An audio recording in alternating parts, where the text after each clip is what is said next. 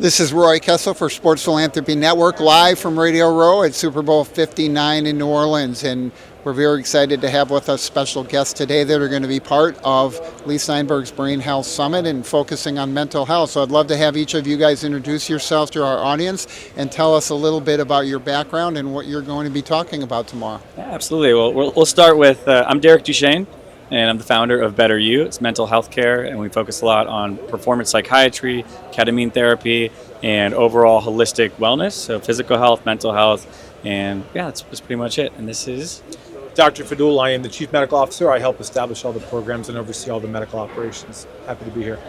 So I know there's going to be a lot of discussion on mental health tomorrow. That's one of the biggest issues we've heard about all week. Yeah. It's really one of the top issues in sports that we hear at every level of sports, youth, high school, college, pro, former pro. And we're hearing about it increasingly in every profession in the world, right? Law, medicine, finance, et cetera, et cetera. So talk a little bit about how you got involved in this space and why you chose this as the angle of attack. Absolutely. I got started started Better You to help prevent suicide. So it's something that about 5 years ago, pre-pandemic, I was going through my own mental health struggles and went through the traditional psychiatric route, and had a therapist, a psychiatrist, and I, throughout going through that path and about 6 months in, it became darker and darker and felt more isolated and became suicidal. And I did one session, a friend dragged me into this ketamine therapy clinic, and that one session, without any wraparound care or support, just snapped me out of it. And immediately felt like I could breathe again, felt connection to myself again, and snapped me out. I became this unrecognizable version of myself. And a few months later, the pandemic hit, and I saw a lot of people that were probably going through similar situations that I was in, where their entire identity was based on external factors and their happiness was based on external factors like their career or their relationships. And when I saw that happening, I was like, I wanted to make something that, there's, in my mind, I was like, there's a cure for suicide and people aren't talking about it.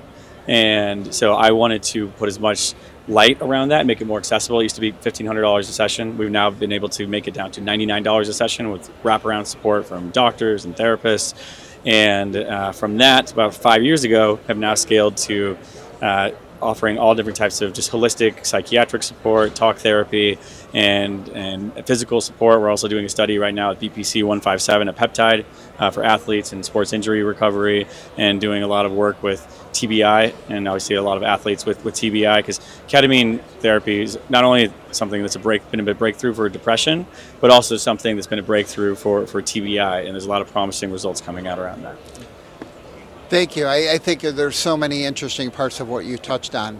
Many people that get involved in all of these initiatives, right, have had that personal touch and personal experience. It's something that they've gone through.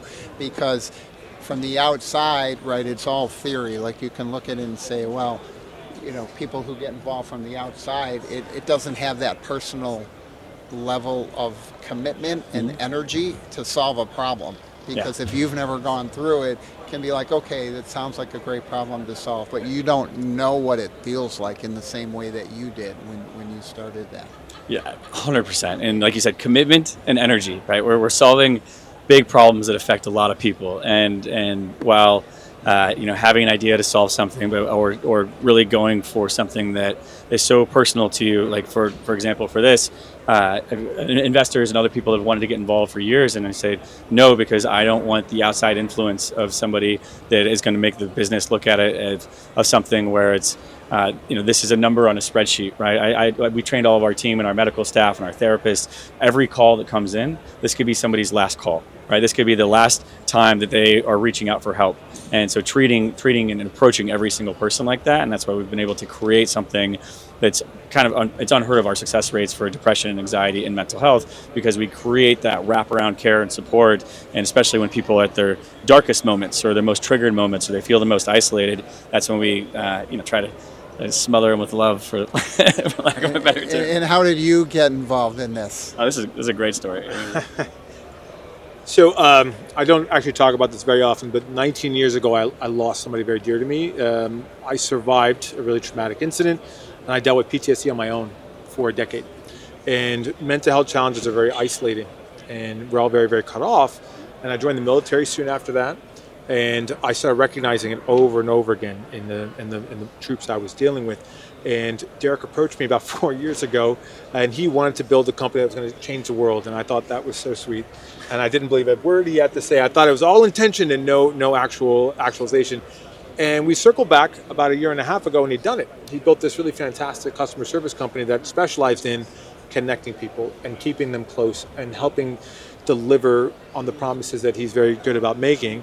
And for the last year and a half, it's been quite the ride as we've expanded the service lines, gotten more into primary care, gotten more into longevity care and concierge medicine. Our whole focus has been how to help people be healthy completely and holistically, not just picking one thing or the other thing. Well, and I think that's so important. You talk about the whole person, right? I think one of the things that we've had a lot of conversation about this week is you can't isolate what's going on in a mental health issue. That's not just an isolated thing, right? It's your whole body, it's your whole life, everything that goes along from genetics to sleep to diet to exercise. And your whole body is very much influenced, right? So your mental well-being is not just a starting point, right? It's really a mosaic of everything else that's going on in your life. Absolutely. So I will tell you something I find really interesting is mental health is invisible. If you were to break your leg and I put a cast on it, and you're walking around with crutches, everyone's getting out of your way, they're opening doors, they're like, how's your day? Can I help? And when you're walking around with depression, no one can see it. If anything, it's the exact opposite. People look at you like, get over it. What's the big deal? You're still walking, your legs are working just fine. Come on, let's move on already. And it can be isolating and very paralyzing. And so one of the things we try and do is help people take just a little step forward. If they just come a little bit of the way, we'll meet them more than halfway. We want to try and help people move forward.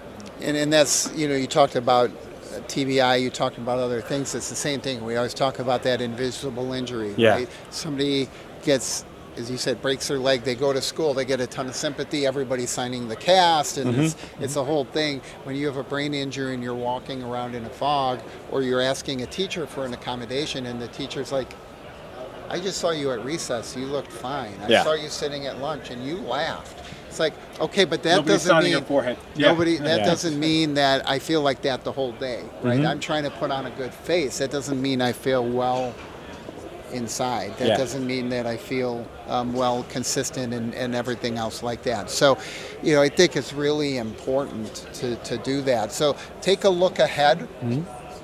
You built this. What do you see on the horizon the next 12 to 24 months? That's an excellent question. But I want to dive into what you said just now around the holistic part and people, how it affects every part of our body. Because when we're looking at the traditional treatments for depression or anxiety, you go to a doctor, right? And the doctor or psychiatrist, and the first thing they say, as opposed to looking at your habits and the basics for sunshine or for happiness, for sunshine, is exercise, movement, sunshine, sleep. And these are the necessities. There's no pill or shortcut that's going to change that.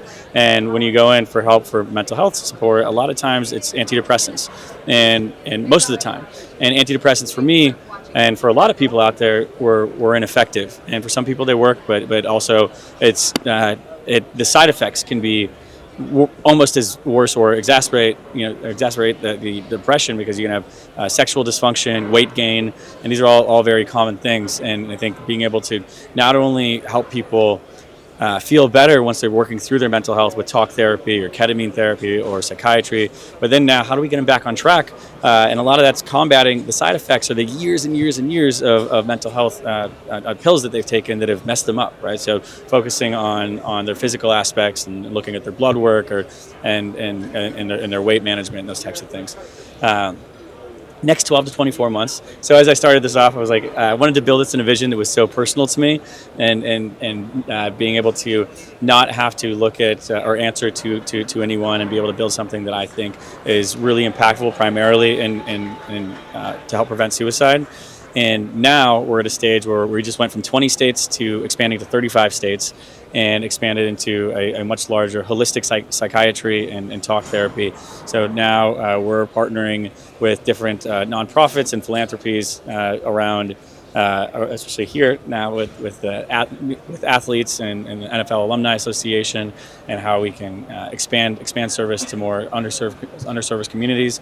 And for us, it doesn't matter if it's, we started with ketamine therapy because it really helped me. But if it's if there's a new kind of sugar, a new kind of brownie that's good for you, and this is helping your mental health, we're going to do that. Whatever this cutting edge and alternative breakthrough things years before they come mainstream. And so we're looking at a lot of peptide therapies, we're looking at a lot of holistic options, and really giving people the shot of like Toolbox. Here's the toolbox. Not come in and take this pill. It's like come in and here's 10 things, and let's see what works for you, because we're all different and our mental health journey is different. Well, I know both of you filled out these cards. We're Yeah. going to have you stick it right up here All on right. our wall of philanthropy. We're full up, so just put it right on the All top right. there. I'm going to go right there.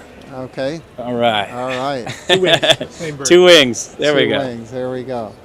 So thank you both for being here. We appreciate having that. us. We Thank look you so forward to much. seeing you at the Brain Health Summit and at Lee's Party. For Sports Philanthropy Network, this is Roy Kessel signing off from Radio Row at Super Bowl 59 in New Orleans. Please remember to live generously.